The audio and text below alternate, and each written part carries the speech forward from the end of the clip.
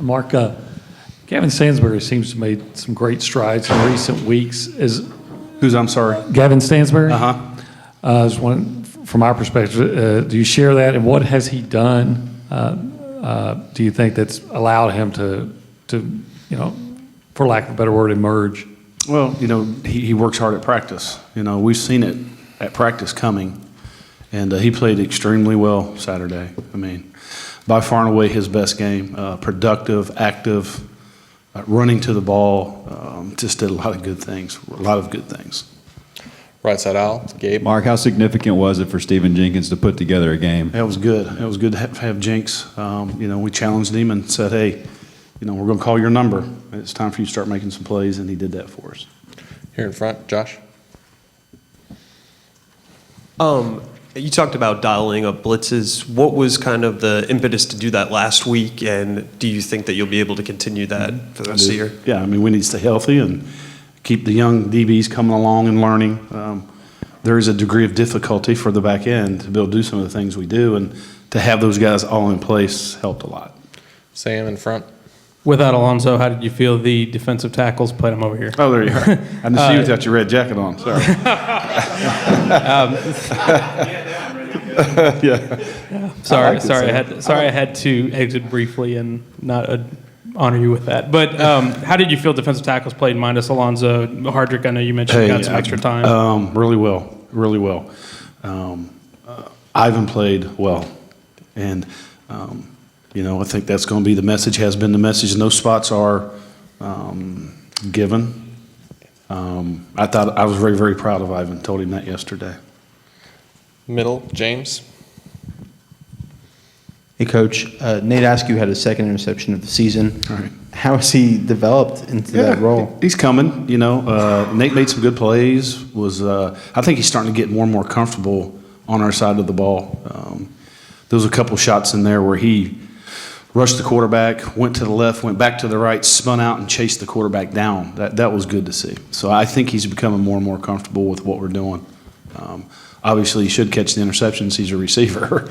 It's the other stuff that we need to see to keep coming, and I think Nate's gaining some confidence.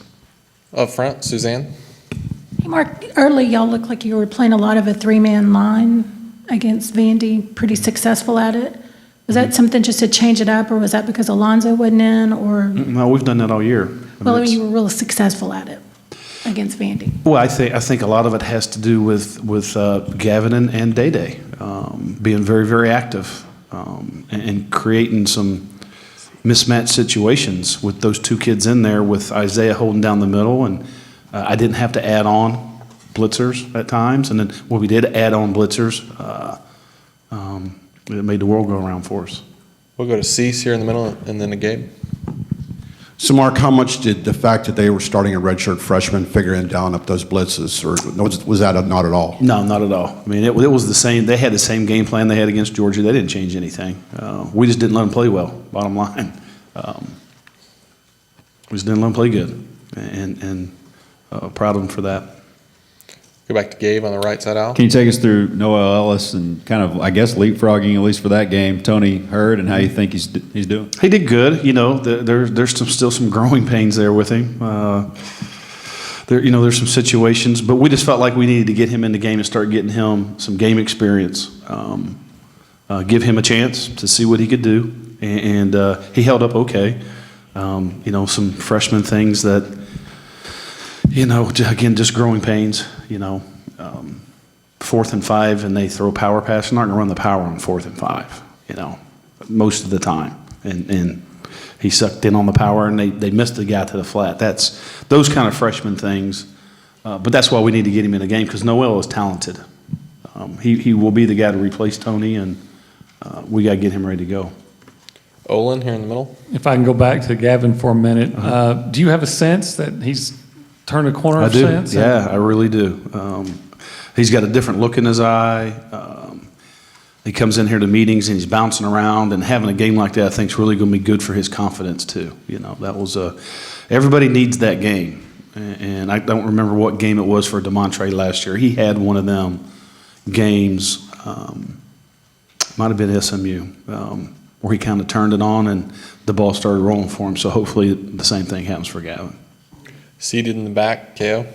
Coach, you doubled the sack output in one game from your entire season. Is that a matter of the confidence? I know you were running more blitzes at him, but is that a matter of the confidence or the defense just coming together? Well, I really can't put my finger on that. There was a little bit of aggressiveness from calling nature. There was a little bit of the type of the offense we were facing.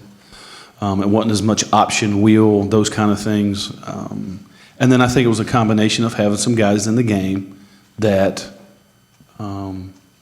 were playing extremely hard and are very talented kids. Again, I keep going back to the, Day and Gavin in there, and then in our 4-down stuff, when Ivan was in there, we saw a lot more activity from our 3 technique than we've been seeing all year. A lot more activity from the rush position, where Day was, than we've been getting all year. And then you add Gavin to that. The guys were moving around. We looked very, very fast Saturday. I'm sorry? Deshaun Hall. Yeah, sorry. Anything else for Coach Snyder? Thank you, Coach. Okay, thanks, gang.